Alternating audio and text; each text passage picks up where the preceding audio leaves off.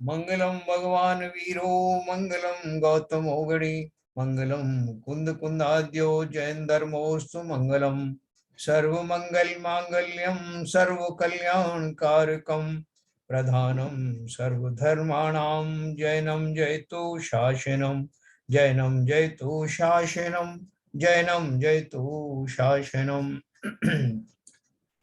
देखिए हमारा प्रभात प्रकाश नाम का ग्रंथ चल रहा है, अध्याय नंबर 2 का, जो वास्तव में सीधा सीधा मोक्ष का ही मार्ग है। उसका हमने 141 दोहे पढ़े। मैं 141वां दोहा एक बार फिर से पढ़ूंगा। कल अपना जो डिस्कशन चला, उस डिस्कशन में अच्छा हम लोगों ने विवेचन किया, और उस विवेचन में अपन एक बात ध्यान से देखेंगे कि संजय सोनी जी ने वो जरूर वो उसकी भूमिका हमको प्रदान की जिससे अपन ने उतना डिस्कशन किया, लेकिन मैं मानता हूं कि उनकी मान्यता भी वही है, लगभग वही मानता है जो हम सबकी है। उन्होंने खाली एक दृश्य खींचा कि हमें जो संसार में दुख दिखाई देता है, वो दुख दिखाई देना हम उसके अभ्यस्त हो गए, और इसी को मोह मद कहते हैं।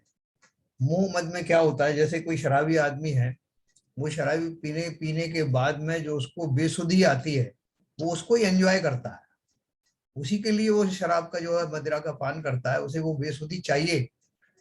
उस बेसुधी अवस्था में वो कहीं टकराता है, कहीं गिरता है, नालियों में भी गिरता है, पशु पशु आदि उसके ऊपर में कुछ मलमूत्र आदि भी त्याग देते हैं, तब भी उसको कोई गम नहीं होता। क्यों नहीं होता? क्योंकि वो अपने सेंसेस में नहीं है, और वो उन सब स्थितियों को एंजॉय करता है, उस बेसुधी को ही एंजॉय करता है, जिसको मोह महामद कहा है, शडाला में भी यही कहा। तो हम सारे संसारी जीव ये पंचेंद्रीय के विषयों से प्राप्त सुखाभासों में वास्तविक सुखिक मानते हैं।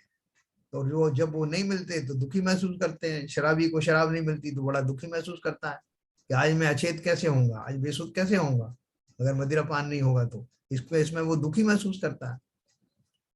तो ठीक जो ज्ञानियों के विपरीत जो स्वभाव होता है, वो अज्ञानियों का या मुंह मद पीने वालों का होता है। और हम सबकी जो है, अभी देखो जैसे कोई रेगुलर दारू पीता है, उसको एक आध दिन में एक कम मिले अगर थोड़ी सी, तो उसको व्याकुलता तो बनी रहती है, और वो बार बार ही चाहता है कि उसको पूरी खुराक मिले। थोड़े सेंस में रहता है वो, तो दूसरे लोगों को तो अच्छा लगता है कि ये कुछ सेंस में आया, लेकिन उसको अच्छा नहीं लगता, क्योंकि उस बेसुधी को ही वो एंजॉय करता रहा।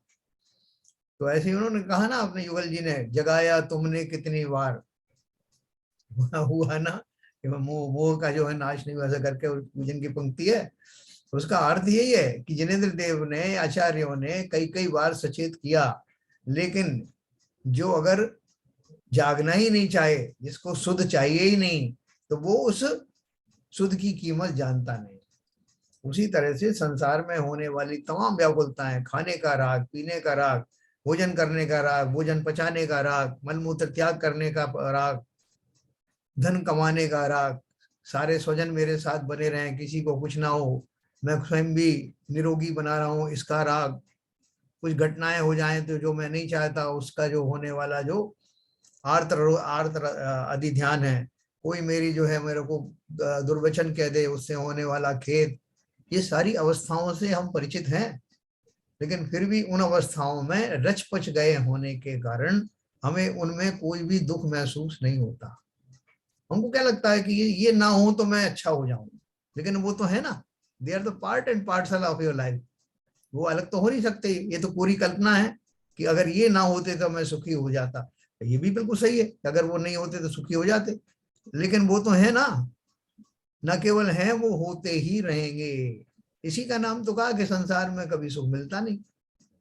अगर हम इन सुखावासों को ही सुख माने, तब भी वो स्थायी तो है नहीं, वो बदलते रहते हैं।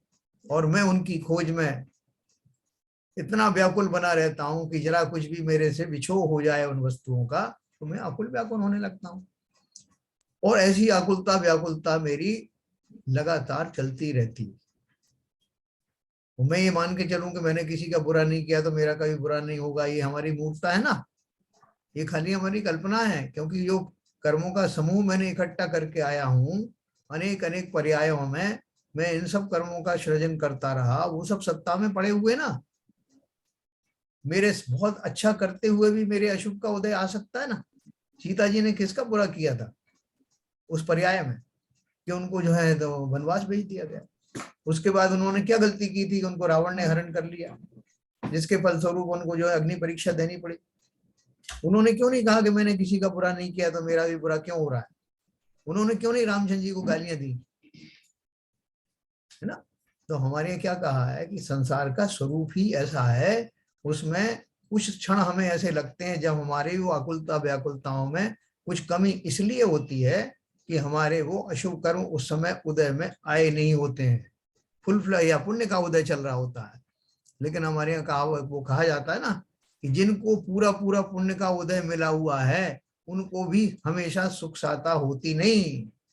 पुण्य उदय जिनके उनके भी ना ही सदा सुख साता। और भी आगे की लाइन है कि इस जग को पूरे को देखा इसमें नहीं है सुख साता।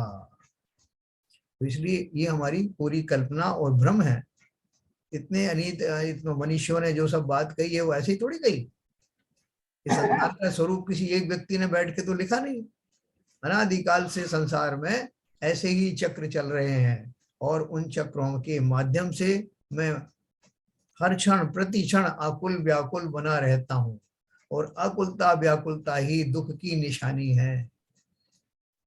आकुलता व्याकुलता नहा हो जहां ना हो वो एक ही दशा है, एक ही दिशा है जहां हम परम समाधि निर्विकल्प वीतरागी निर्विकल्प परम समाधि की जो बात करते हैं वो वही दशा है। एक तरफ तो मेरा जो है वो जो शराबी की अपन ने बात करी ना, मद्यपान करने वाले की जो गहलता है जिसमें वो अच्छा बुरे की पहचान नहीं कर पाता, और दूसरी तरफ मेरी वो स्वाभाविक दशा है। अपन कोशिश करते हैं कोई अपना शराबी हो तो उसको शराब छुड़ाने के बाद में जब वो थोड़ा सा नॉर्मल बिहेवियर उसका दिखाई देता है तो हम सब खुश हो जाते हैं।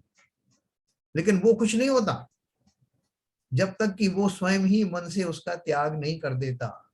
और मन से त्याग करने के बाद जो संतुष्टि उसे मिलती है तब वो अपने पूर्व अवस्था का की निंदा करता है। हमारे पास हमारे एक मौसी जी है भोपाल में, उनका एक बेटा है, वो उसने ड्रग लेना शुरू कर दिया, अच्छा खासा ड्रगिस्ट हो गया वो। उसकी हालत इतनी खराब हो गई कि एक समय ऐसा आया कि वो बिल्कुल मौत की गोद में जाता हुआ दिखाई दिया। लेकिन उसकी कुछ काललब्धि अच्छी थी कि उसको उन्हीं के भाई जो उन लोगों ने संभाला, और संभालने के बाद में एक डॉक्टर के हवाले कर दिया, आप जो चाहो करो इसको, इसकी ये दशा ठीक होना चाहिए, बिल्कुल मरणासन अवस्था। और उसकी भी सहमति लास्ट में हो गई कि मुझे इससे निकलना है। और जब वो उससे बाहर निकला तो उसको बार बार जो है चूंकि आदत पड़ी थी ना उन सबकी, बड़ी मुश्किल से उसने अपने आप को संयत किया। और आज दशा ये है कि उसको अपने उस पहले की जो पूर्व कृत्य था उसका न केवल पछतावा था, बल्कि अभी जो जिस अवस्था में अब वो आ गया वो दूसरों के लिए प्रेरणा बन गया। उसको गवर्नमेंट ने यूज किया, जिन लोगों की ड्रग छुड़ानी थी उसके लिए इसको एक उन्होंने वो एम्बेसडर बना दिया। इसके माध्यम से लोगों को शिक्षाएं दी और इसने उसमें बढ़ चढ़ करके भाग लिया कि मैं पहले क्या करता था और मैं क्या कर रहा हूँ। और आप भी चेतो में बिल्कुल बर्बाद और मौत के मुंह में चला गया था। और जब उसकी जो अपील सुनते हैं लोग तो उनको भी ऐसा लगता है कि ये तो भुक्तभोगी है, इसकी बात को क्यों नहीं माना जाए। तो मेरा कहने का अर्थ यह है, हम सारे संसारी जीव जब इस दशा से निकलेंगे और निकलते जा रहे हैं तो हमें स्वयं ही आभास होगा कि मैं पहले क्या करता था और मैंने कितने भाव इसी गहलता में, इसी बेखुदी में गुजार दिए। और अब जब मुझे इस तरह का कोई साधन मिल रहा है इनसे बाहर आने का, तब भी मगर मैं अपनी जिद में पड़ा रहा हूं कि साहब सही सुख तो यही है, तो वो नाली में पड़े हुए शराबी में और मुझ में कोई अंतर नहीं। असली सुख यही है। वो जो पीने का आदी है वो तो गम भुलाने के लिए भी पीता है और खुशी जाहिर करने के लिए पीता है। कहते हैं ना, पीने वाले को पीने का बहाना चाहिए। हम भी वैसे ही हैं। वो तो टेम्परेरी शराब है, हमारी तो अनादि काल से चली आ रही ये अग्रहित मिथ्यात्व, ये मोहनी कर्म का मद अनादि काल से निरंतर चल रहा है। इससे उबरने का रास्ता किसी के पास नहीं है, किसी के पास नहीं। उसका अर्थ मैं बताऊं आपको, कितने ही ज्ञानी हमको भी मिले, कितने कितने भव में हम तीर्थंकरों के समूशरण में भी गए, लेकिन वो भी हमें समझा नहीं पाए। क्यों नहीं समझा पाए? क्योंकि हम समझना ही नहीं चाहते थे। जो समझना ना चाहे, जो नींद की एक्टिंग करे, उसे कौन जगा सकता है? तो इसलिए हमने जो वास्तव में इस स्थिति से, हम बिल्कुल सिंपल बात है, इसको कहीं जाके देखने की जरूरत नहीं। संसार में एक क्षण भी, एक पल भी क्या मैं आकुलता व्याकुलता के बिना रह पाता हूं? हर क्षण सोते उठते बैठते जागते कोई ना कोई मुझे व्याधि, कोई ना कोई आशंका, कोई ना कोई सुख दुख की आकुलता व्याकुलता निरंतर व्याप्त रहती है। और जब थोड़ा सा मुझे आनंद आता है तो वो आनंद इसका ही होता है, तो आज मुझे पूजा में बहुत आनंद आया, आज मुझे इसमें बहुत आनंद है। वो पूजन, पूजन का आनंद क्या है? उन क्षणों में वो मेरी चिर परिचित आकुलताएं, आकुलता तो अभी भी है, लेकिन वो थोड़ा बैकग्राउंड में चली गई हैं, और इस समय मैं अपने स्वभाव की ओर थोड़ा 2 कदम बढ़ा, वो उस बात का सुख है। तो सोचो, जब एक कदम बढ़ने पर मुझे इस तरह की शांति मिल सकती है, तो जहां मेरे सारे कदम अपने में ही समाविष्ट हो जाएं, जब कदम बाहर निकले ही नहीं, तो उस परम सुख की क्या बात है? उसका कौन कथन कर सकता है? ये हम करके देखें ना, सुबह से शाम तक लिस्ट बना के देखो, एक क्षण भी ऐसा बता दें जब मैं निराकुल रहा हूं। तो हमें 2 परिभाषाएं, जो कल का अपना डिस्कशन चला उसमें 2 परिभाषाएं हमें ध्यान से सुनना। पहली तो ये कि सुख की परिभाषा क्या है। ये सारे ग्रंथों का सार यही है, सुख किसे कहते हैं? तो सीधा सीधा उत्तर है, निराकुलता का नाम सुख है। इसको कहीं भी लगा देना, बहुत व्यापक शब्द है। निराकुलता का नाम सुख है और आकुलता का नाम दुख है। और धर्म किसे कहते हैं? धर्म, हम जो है बड़े भ्रमित हैं। अगर हम माने कि मैं धार्मिक कार्य कर रहा हूं इसलिए मुझे कोई दुख नहीं होना चाहिए, तो संसार के सभी जीव कोई ना कोई धर्म का पालन कर रहे हैं। जो सो कॉल्ड धर्म है, मेरी नजरों में जो धर्म की परिभाषा है, एक संप्रदाय तो ऐसा है जो हिंसा की कसौटी पर ही धर्म बना है। दूसरों को मारने में, दुखी करने में उनको धर्म लाभ होता है, और वो उसको एंजॉय करते हैं, दूसरों की हिंसा करने में, दूसरों को दुखी करने में, उसको वो हिंसा करते हैं, उनको मार के खाने में। तो वो उनके धर्म में लिखा है। तो वो भी ये कह सकते हैं ना कि साहब देखो, मैं कि दूसरे जीवों को मार रहा हूं, मेरा धर्म ही है ना, तो मुझे क्यों कष्ट होगा? मुझे तो हो ही नहीं सकता। बल्कि सारे कानून वगैरह का अगर मुझे रोकते हैं तो वो अधर्मी है, मैं थोड़ी हूं। तो जितने संप्रदाय हैं उन सबकी जो रिचुअल्स हैं, पूजा पाठ के तरीके हैं, उनके अपने जो ईश हैं, उनकी जो जिस तरह की वो पूजा आदि करते हैं, वो सब उनको धर्म मानते हैं। लेकिन वास्तव में धर्म की परिभाषा ऐसी है क्या? अपन इतने समय से पढ़ रहे हैं, धर्म किसे कहते हैं? धर्म वस्तु के गुणों को धर्म कहते हैं। जिस वस्तु में जो गुण है वही उसका धर्म है। 10 लक्षण धर्म हमारा क्या है? वो भी धर्म नहीं है, वो भी उस धर्म का के लक्षण मात्र हैं कि जीवन में धर्म आ गया। और जीवन में धर्म आ गया का अर्थ क्या है? अर्थात मेरा जैसा स्वरूप है उस स्वरूप में मैं प्रविष्ट हो गया, ये हुआ धर्म। प्रत्येक वस्तु का अपना धर्म है, न केवल जीव का, चैतन्य का, बल्कि अजीव का भी, पुद्गल आदि का भी अपना अपना धर्म है, अर्थात अपने अपने गुण हैं। तो जो हम धर्म कहते हैं, कोई धार्मिक कार्य करो साहब, धार्मिक बातें करो साहब, तो ये सब जो हमारा उपचार है। उपचार से स्वभाव में लौटने की जितनी पगडंडियां हैं, वो सब उपचार से ही, व्यवहार से ही धर्म कहे जाते हैं। वास्तविक धर्म क्या है? उस स्वरूप में लौट आना। उद्गल द्रव्य जब तक स्कंद रूप में रहेगा तब तक वो अधर्मी कहलाएगा। जिस क्षण वो खंडित होकर के परमाणु में तब्दील हो जाएगा तब वो धर्मी होगा।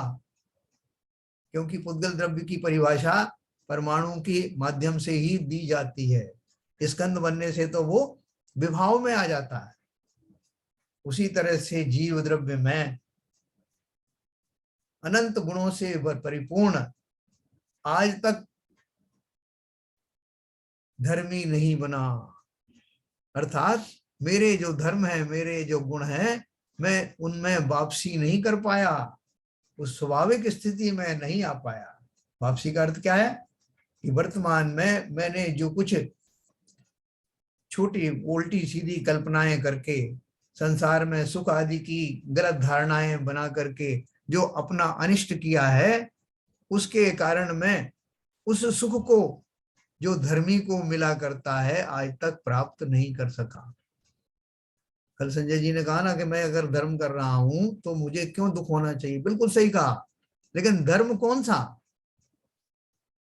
धर्म में ये है कि मैं अपने स्वभाव में वापसी करूं।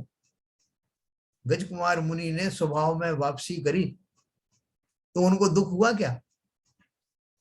संसार के प्राणियों की नजरों में तो उनसे ज्यादा दुखी कौन हो सकता था?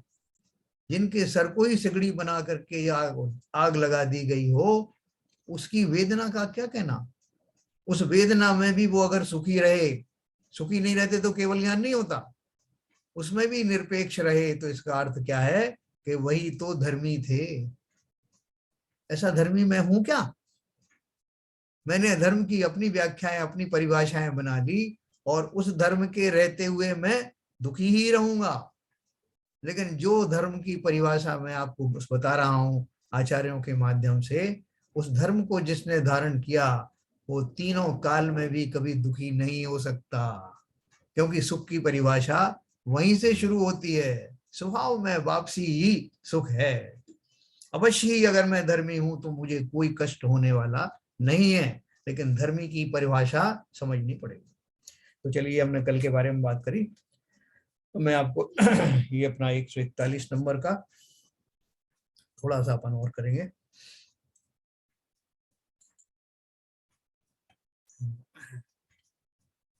कहाँ चला गया मेरा वो?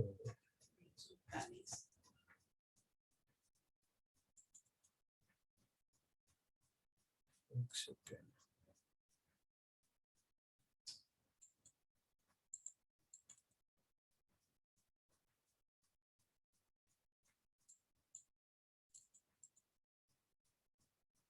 मैं एक सेकंड के लिए आपको जरा स्क्रीन आउट करूंगा और वापस लेके आता हूँ। कहीं चला गया?